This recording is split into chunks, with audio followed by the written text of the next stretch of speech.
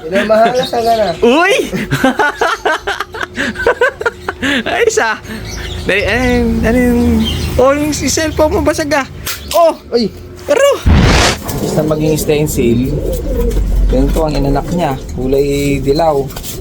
Para solid na yellow. Ayun, oh. Para recessive yellow ang inanak niya. Parang swerte tayo ngayon sa ating project. Ayun siya. Ito ang kanilang anak. Ito nagkapar, matic blue bar lang. Para sunog pa ang dating. Grabe. Nakapong kasi yun kala ko medyo sumipat na siya. Ngayon, mga kasi ko, nakita ko na naman siya. Ito na naman siya. Kaso parang napasama. Nakigaso, mga kasi ko. Nakikita niyo siya, ayun. Kita niyo ba? Ayun, oh. Yan. Update natin yung mga inakay natin, medyo malaki na dito sa ating, ito nang itlog na naman yung ating stencil, oh. I-break ko na sana yun dahil lang inanak niya, tignan nyo, hindi siya stencil. Tignan natin yung anak kasi ang inanak nito basta maging stencil. Ganito ang inanak niya, kulay dilaw. Para solid na yellow, ayun, oh. Para recessive yellow ang inanak niya.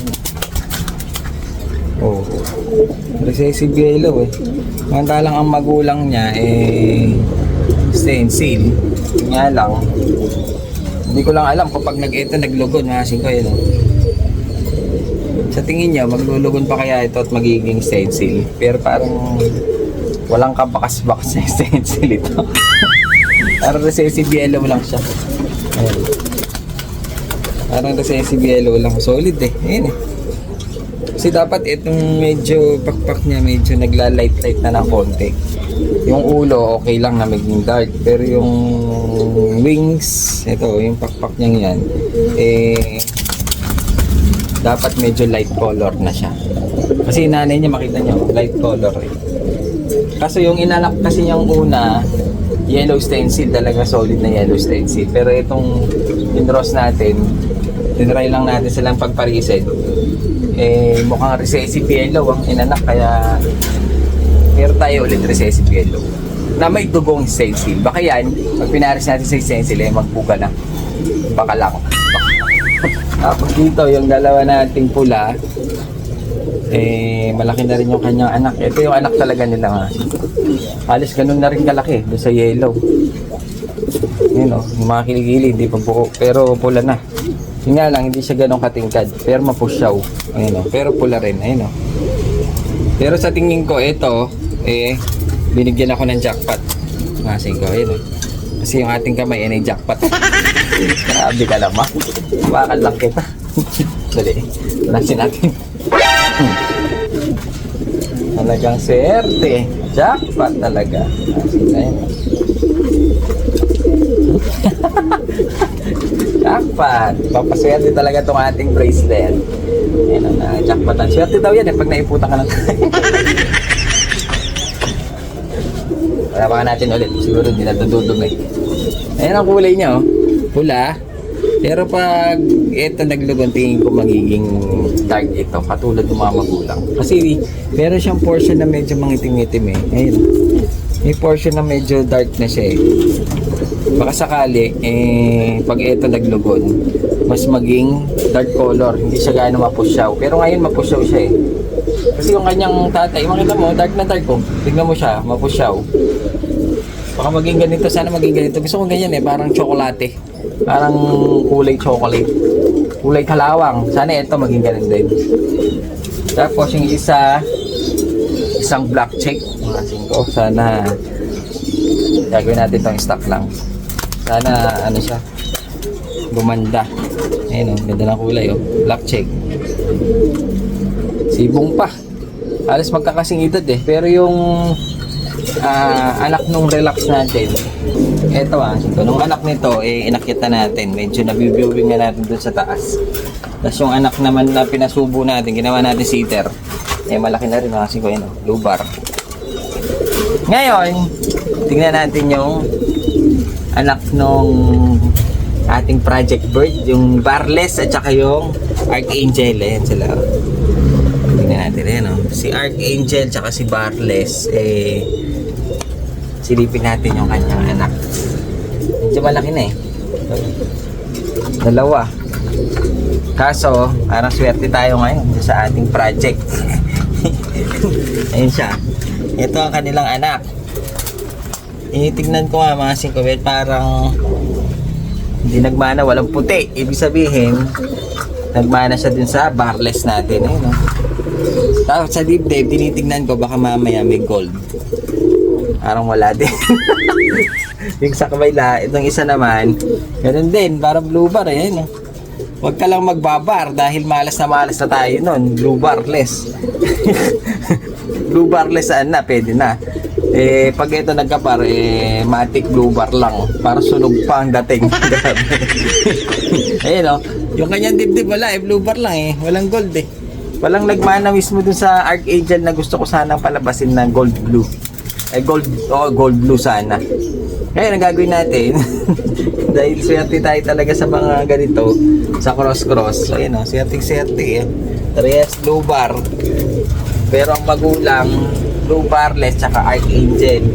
Ang gagawin natin dyan, kung sino maging kak, dahil nga gusto ko makuha yung kulay ni Archangel.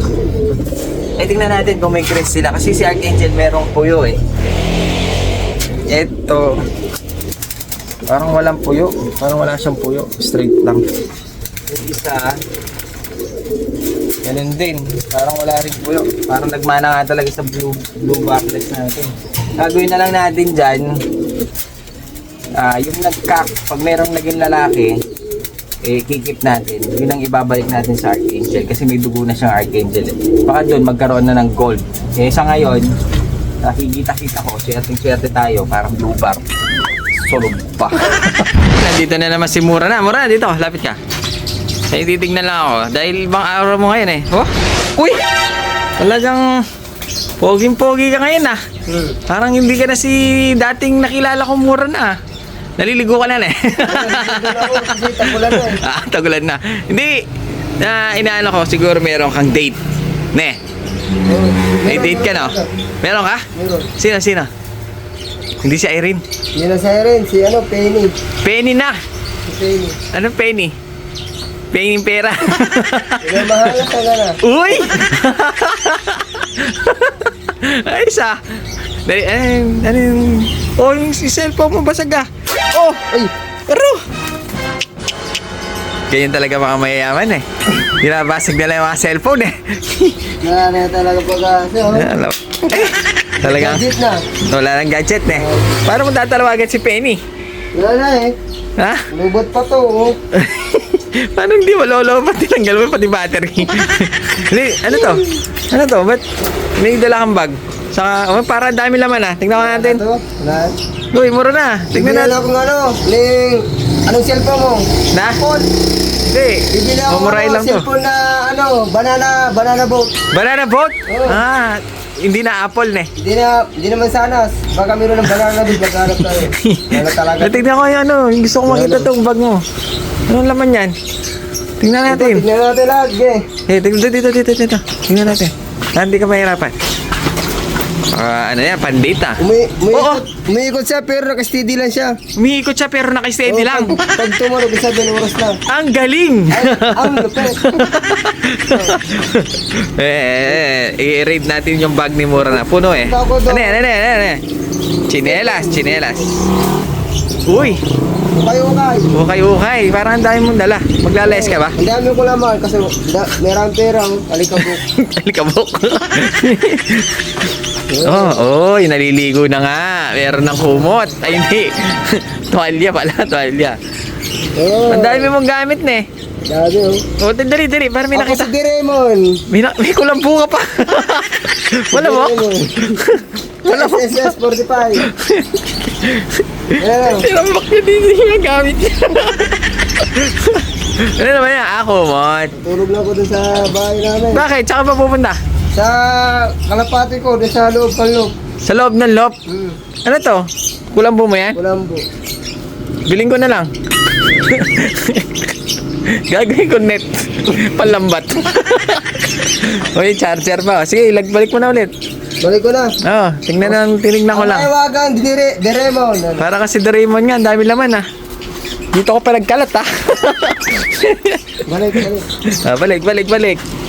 Dahil pala naman eh. Halis ka na. Oh, sige. Ayos siya.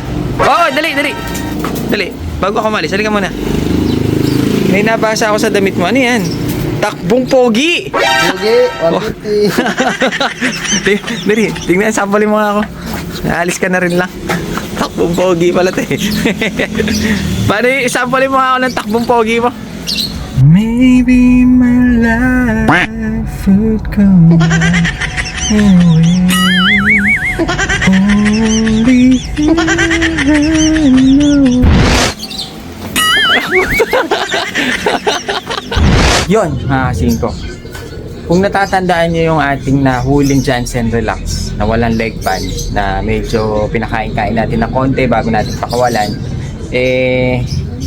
kahapon kasi, nung pinakawalan natin siya kahapon, hinayaan ko na siya dun dahil nasa kabilang bubong siya hinayaan ko na siya. Tapos, ngayong oras na to, kahapon kasi yun kala ko medyo sumibat na siya.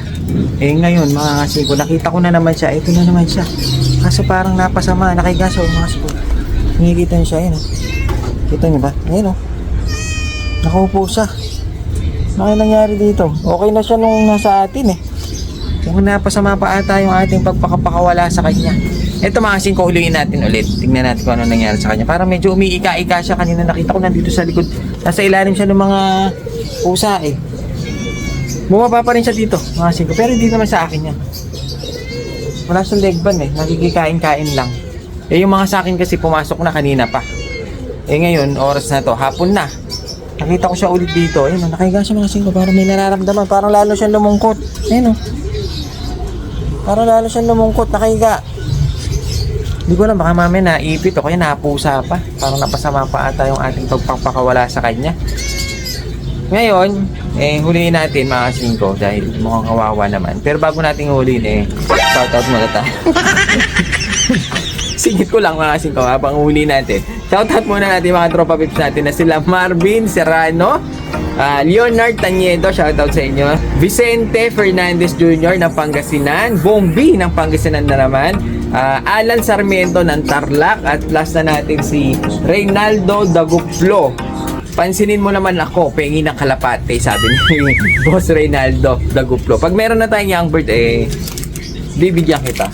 Pasyalan mo ako dito. So, ayun, mga kasingko, tingnan natin ulit yung Tingin ko mahuhuli ko to ng Kasi medyo okay na nga siya nung napakawalan natin 2 beses siyang kumain sa atin. Hapon, tsaka umaga ng kinabukasan. Tapos pinakawalan natin siya kaagad. Medyo okay naman siya, nakalipad pa nga siya. Kaso, hindi ko alam na babalik siya dito ngayong araw na to. Ayun siya mga kasingko. Tsaka yung mata niya parang sumisingkit-singkit. Ayun Parang mas nalungkot pa siya nung pinakawalan natin. Kasi dito kumakain yan mga kasingko ng high-end na pigs. Ayun hindi siya umalis mga kasingko yun. Naglakad na ako. Hindi siya umalis. Parang gusto talaga niya magpahuli sa atin. Ayun kawawa ka naman. Huli natin. Ano masakit sa kanya? Ito mga kasingko, nahuli ko ulit Ano kayo masakit sa kanya?